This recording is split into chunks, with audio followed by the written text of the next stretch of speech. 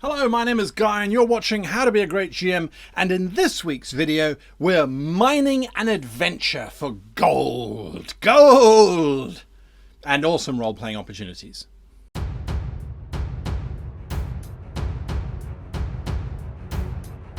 Mining an adventure. We've been given an adventure module, we picked one up, we are part of the Patreon group that support this channel, in which case you're getting an adventure every month. You've come across an adventure in one shape or form or another. How do we now get the most out of these pre-written adventures? What process, what steps do we take to really understand what the author was trying to say, or to take what the author was trying to say and make it better? So we're going to be looking at our process, and we're going to do a first pass. That's where we start. The first pass is literally a read through. Don't make notes. Don't try and understand it from the beginning. Just read through it. It doesn't have to be in-depth reading, by the way, just enough that you understand what's going on. Read through it the first time. Take a break. Stop. Then go back and examine it and understand where there are principal rules, where there are things that are confusing perhaps, or you need to just make sure that everything that you've done is correct.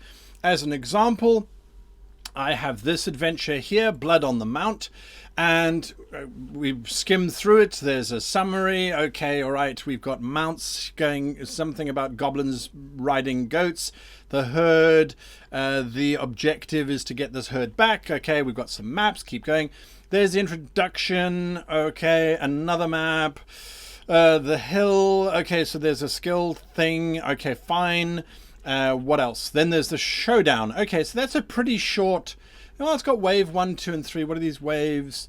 Defenses, building defense of a city or some kind.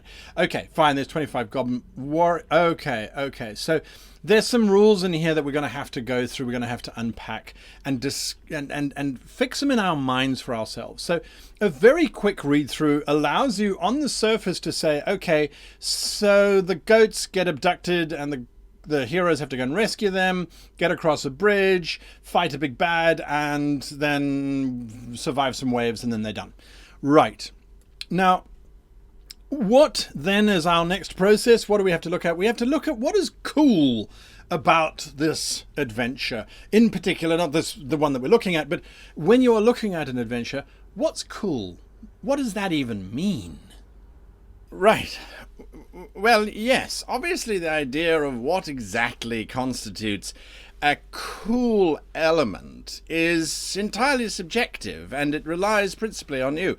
What we must realize is that cool elements mustn't necessarily overshadow the plot, they must enhance the plot. So if we look at the example that we're going through in today's video, the very first thing that springs up to mind is the mounts. Now, obviously, with the entire intention of the adventure, the mounts are going to play a role, and yet they're not mentioned for the rest of the module. They're just there, they're just at the beginning where there's this quite extensive table. Now, that could be a cool element. How do we make it cool? Well, by embodying and by finding the very essence of what makes that cool. So goats with personalities. We're going to have to orchestrate. We're going to have to work out how to bring these personalities into the actual adventure itself. So when you find something in a module, you're reading through it and you go, now that is exciting, that's interesting, or that's different. Oftentimes it can be cool, but we must temper ourselves because, why? Well, sometimes it can be too much. It can simply be too loud and it overbears the entire adventure. We don't want that. So we want to look at these goats. We want to give them a personality. We want to give them the sense that they're living individuals. So they are NPCs. So I would suggest, in order to make this whole cool factor work, is that we need to figure out how we're going to introduce them to the character. What is our introduction? How are they going to learn about these mounts? The module doesn't say that. It doesn't cover that at all. So I would look at how do we get them in with their unique personalities. Is it a fight between the two goats and the goblins have to go in and break it up, and the players are seeing how these creatures are expressing their personalities? And once we've then established that, when then do we use them again? Well, that's about timing, and that's about making use of potential downtime. So if your adventure is starting to slow down, well, now's a great opportunity to introduce just a little bit of a harmony between the goats and the PCs, perhaps. One of the goats shows endearment to the PCs by bringing it a branch of some tree or other as a sign of goodwill, or bringing, a present of some kind. Another goat takes offense at that, and then they engage in battle again. If that's something that you're going to add in. And then, of course, one must also figure out how to conclude the whole thing, how to bring it together by having said goats, having that cool factor that we've decided upon, having that and bringing that in at the end, where perhaps there's a celebration, there's some kind of gesture on behalf of these creatures towards the player characters that indicates that they have come full circle. They are not just a little sideline, they are a cool element about this adventure which is going to tie all of the different sections together and make it feel as if it was part of your grand design from the very beginning. For some people. Now, mining our adventure continues as we then look at the elements. And I'm not just saying the weather and fire and earth and water. No. I'm looking at all of the elements. What are the things that are in this module that the PCs are going to react to? So in the example that we have, let's go back there. We've got some options here. I have the advantage, I will admit, of having written this myself, so I know what the advantages are. This whole idea of the mount and giving the mount personalities is a wonderful approach to really driving it forward. But is it a handout? No. However, naming the character's goat, naming the goat, bonding with the goat, and then encouraging the players to give you a story as to how they became the rider of that goat. Now all of a sudden you're incorporating this great element, this great opportunity for the players to develop their characters, but they're also investing. So that's one of the options. Then there are these maps. Now the maps are rendered in color for a very specific reason. It's meant to be snow, it's meant to be cold, it's meant to be icy, and we can see there's snow on the trees, and there's a half-buried broken catapult which the player characters might be able to use later on. So these maps are important. So we're going to have to extract these maps. We're going to have to print them out so that we can hand them out to the characters. What else can we pull out? Doesn't look like anything there. Another map, so we're going to have to give them that map. Okay, it's a skill challenge. We don't have to worry about that. Okay, so now in this part, it talks about defending the city or the village. The goblins can try and do the following. It takes one time slot. They've only got a certain amount of time, etc., etc. So they can go around doing this. Now, this is quite a complicated list. It's important for us to bear in mind that we as the GMs might have read through it, but how are you going to give that to your players? How are you going to drop that information without either giving them the module, which would be a waste of time, or sitting back and going, okay, stand by everybody, I'm going to read out all, in this case, 9 options for you. You can rally your fellows, you can hide the goblets, which are baby goblins, you can build a barricade, you can use false shadows, you can dig it.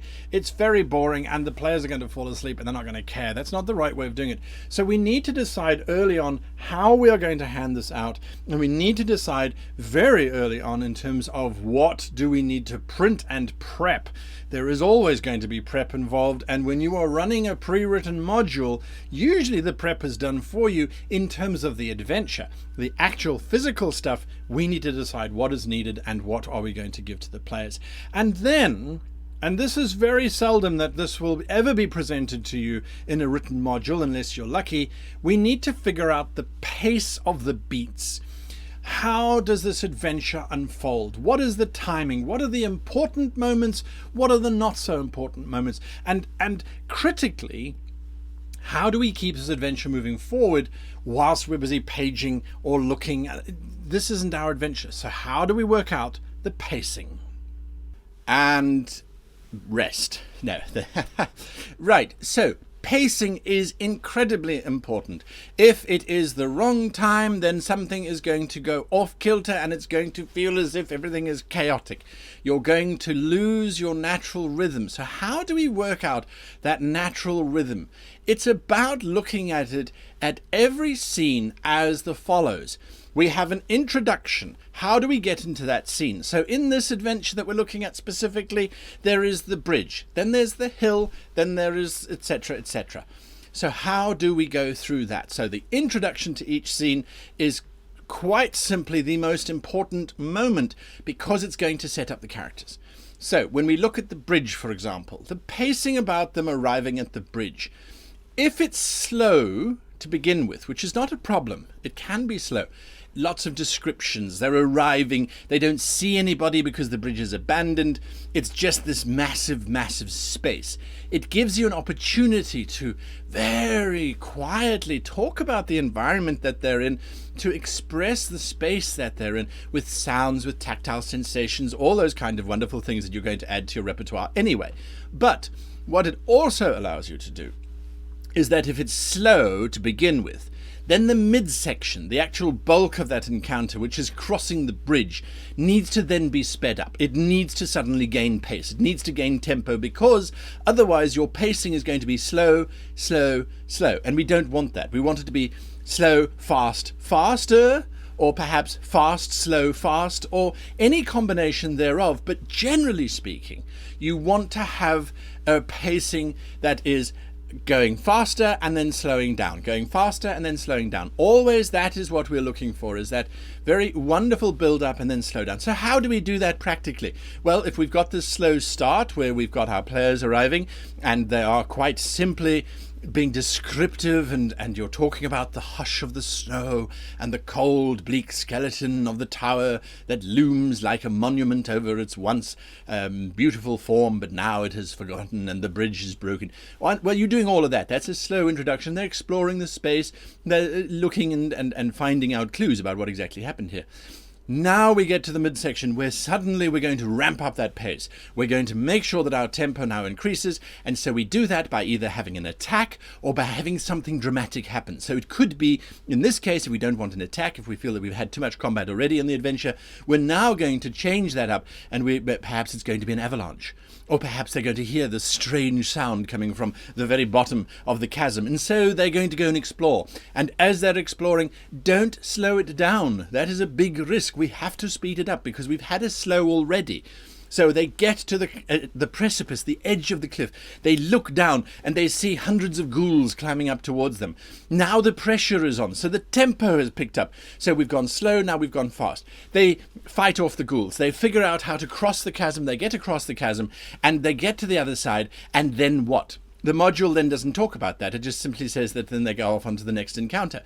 So our pacing requires us to either go faster, so they're being chased by the ghouls, so they're going to rush away from the ghouls, or whatever it is that you've decided to put into the bottom of that crevasse, and they're rushing out of that, and now they're rushing into the next scene, which means that our pacing for the next scene starts with fast.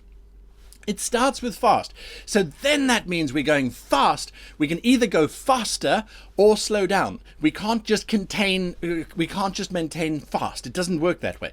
So the next one then, if it starts on fast, the whole idea is this hill where they're skiing down this hill. That's a fast movement. That's not something that we're wanting to slow down. So we keep it fast. They zoom down that hill. They encounter all the things that are going on there. And when they get to the bottom, slow. Rest. Give them a chance to breathe. It allows us, by doing this kind of pacing, it allows the characters and the players to appreciate the different tempos. That is what we're after. Looks pretty good in that suit, I might say. Anyway, finish him! Finish him! We now need to go back to the module and start to embody the NPCs. I do this as an approach because it allows you to go, okay, we've got this particular NPC. If we go back to the module, the NPC, the big bad, is this demented satyr who's got an infection and it's driving him mad and he's doing all kinds of things. This character, assumedly, is going to be present throughout the entire adventure, and as a matter of fact, is or isn't, depending entirely on how you want to run the module. Nonetheless, choosing how this creature is going to sound. Does it speak like this? Or does it speak more like this, with more intimidation in its voice? Does it speak like this, in which case it is a very sneaky satyr? Again, it's entirely up to you as to how you're going to present this, but deciding upon it before you start running the module is important. Very, very important. Understanding how the whole thing ends and what the author feels the PCs should achieve or should do before they get there. That's critical. Why? Well, because quite simply, if you don't understand how the module is supposed to end, when the players take the entire module off track and they start eating their own goats, or the goats eat them, or they ride off into the sunset because that's more interesting than the adventure, whatever the situation might be, when the players go off track, if you understand how the ending is supposed to play out, if you realize, oh, this is a village defense, the characters can leave the adventure. They can go off and do something on a completely different tangent that has nothing to do with what you planned.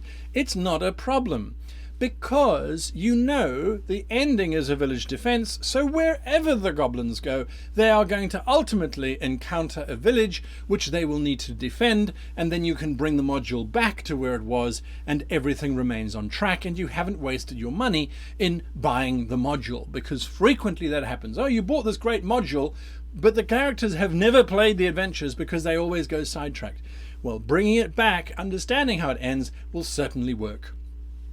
And obviously, finally, you need to tell the players if they need to have a specific mindset or a specific build in mind, so that they can come prepared. There's nothing worse than saying, we're going to be playing this module, the players arrive, they haven't done any research, and they won't, by the way, so don't rely on them to do that. Some of the good ones will, but most of them won't. They'll rock up and say, so what are we playing? I told you, we're playing Curse of Strahd. Oh, so my spaceman won't work then. No, it won't. We're not even playing that system. Anyway, the idea is let them know what they need to think about. Okay, you guys are going to be playing a squad of mercenaries in the middle of a jungle hunted by a giant alien. Oh, okay, well then I want to play this or I want to play that. There's latitude that they can take from that, but at least they have an idea, an understanding of where they should be going. It's important. It's important to do that. No. Stop. When you get to the end, our pacing has to be fast. The ending should never be slow. Why? We end at the moment that it is the most exciting, the moment it's most critical. If you just, and slowly we crawl to an end and it's done. So boring. That is not what we want at all. We want it to be, as we go into our final scene, we start slow, with anticipation. There is this idea that something big is going to happen. The characters, are they ready for this? That slow moment, we need that opening moment to let them get into that space, identify what's going on, and then we start to increase the pace. We start to then introduce combat. We start to introduce these waves of things coming in. That's how it's written. The first wave can be a fast wave. Then the second wave, now we simmer down. We bring it down so that it's a little bit slower. Perhaps it's a little bit less frenetic. We slow it down, and then the last one is the great big climax, and for that one, we have to make sure that our pace is going as quickly as it possibly can. Roll those dice, throw those things, die, kill, slay, maim, destroy, all of that kind of stuff until the very end, and then we finish. And that is what we're trying to achieve in terms of changing our pacing. Once we've finished, and we're into adventure, we're in that gap between this adventure and the very next one. A little bit of slow is okay, but don't fall into the trap and think that just because you're in between adventures, that the pacing has to stop. It can change, it can take longer between the movements, if you like. Slow to fast to slow to fast. It can get longer, maybe an hour as opposed to less than that in real time. But don't forget that even in Inter, you need to keep pacing going. Pacing, very important. So that is, in a nutshell, what we should be looking at when we are adjusting, when we are understanding, when we are reading and absorbing this adventure. It really does give us the ability to say, okay, this is the adventure, This is how it's going to run. These are the elements I have identified that are of value and that are of use to me, and I am going to draw on those. And then it doesn't matter what happens in the actual adventure. You've got all of the rules written for you. You've understood those rules. The players are on track or not. They're going in a different direction. You just move the tracks in the adventure, and the module continues to run as it was written, maybe in different parts, maybe different spaces. It doesn't matter. It's still there, and you have value from your investment. That's my thoughts on the matter. Thank you so much for listening to my prattling on about all these kinds of things.